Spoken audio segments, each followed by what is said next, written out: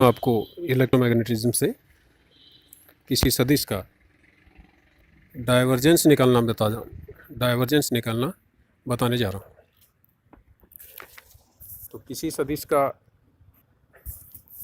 जो डाइवर्जेंस है वो मैथमेटिकली इस तरह परिभाषित करते हैं कि divergence of A is equal to 1/dv integration A dot D. यहाँ जो dv है ये आयतन अल्पांश है, और आयतन अल्पांश है तो ये आयतन बहुत छोटा है या dv टेंस टू 0 है। और a डॉट डी ए ये फ्लक्स है, और integration a dot D A ये कुल फ्लक्स हो गया। तो कुल फ्लक्स प्रति इकाई आयतन डाइवर्जेंस के बराबर हो गया। तो अगर हम शब्दों में इसको परिभाषित करें तो किसी सदिश का डाइवर्जेंस प्रति इकाई आयतन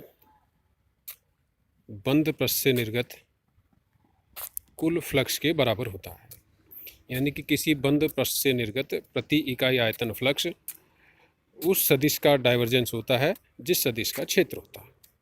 तो that is divergence of A equal to 1/dv A dot D. अब हम जो कार्य करने जा रहे हैं वो है कि डाइवर्जेंस ए को कार्तीय निर्देशांकों में यानी कि XYZ में कैसे निकालते हैं।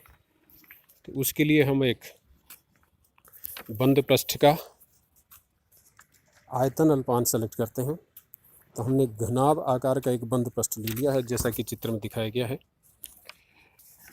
ये जो घनाभ है या ये जो बंद पृष्ठ है इसकी लंबाई चौड़ाई ऊंचाई dx dy dz मान ली।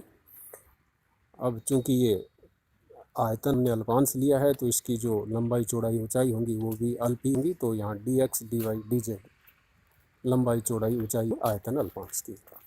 तो dv का मान हो गया लंबाई गुणा चौड़ाई गुणा ऊंचाई dx into dy into dz। अब ये जो बंद पृष्ठ है इस पृष्ठ के इस बंद आयतन केंद्र पर हमारे पास वो सदिश है ए वेक्टर जिसका क्षेत्र है। तो सदिश क्षेत्र है तो सदिश क्षेत्र की बल रेखाएं होंगी, और ये बल रेखाएं इस बंद आयतन के सभी पृष्ठों से निकलेंगी।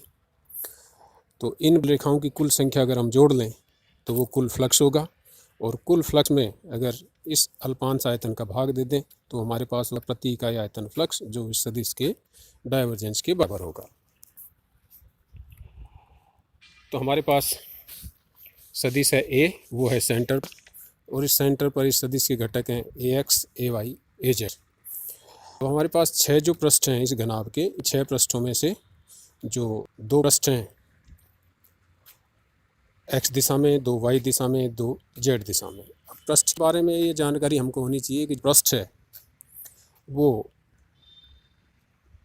अदिश होता है, लेकिन पृष्ठ का जो क्षेत्रफल है वो सदिश होता है।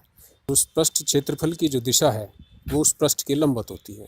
तो अगर कोई तल जैसे YZ पृष्ठ पे है या YZ अक्ष के अनुदिश है तो उसकी दिशा होगी x कैप या I कैप दिशा में।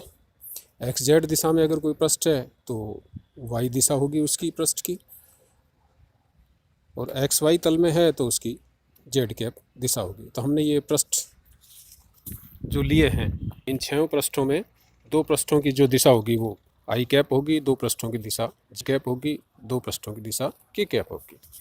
तो हमने ये बंद आयतन अल्पांश के 6 पृष्ठों की बजाय हमने 2 पृष्ठ के लिए डाइवर्जेंस का मान निकाल लेते हैं, और फिर शेष 4 पृष्ठों के लिए ऐसे ही हम डाइवर्जेंस से लिख सकते हैं। तो PQRS जो पृष्ठ है इस PQRS पृष्ठ की जो दिशा होगी वो K कैप होगी। इस PQRS पृष्ठ की जो दिशा है वो X दिशा में है यानी कि I कैप दिशा में है। तो जो निर्गत फ्लक्स होगा वो होगा A डॉट डी ए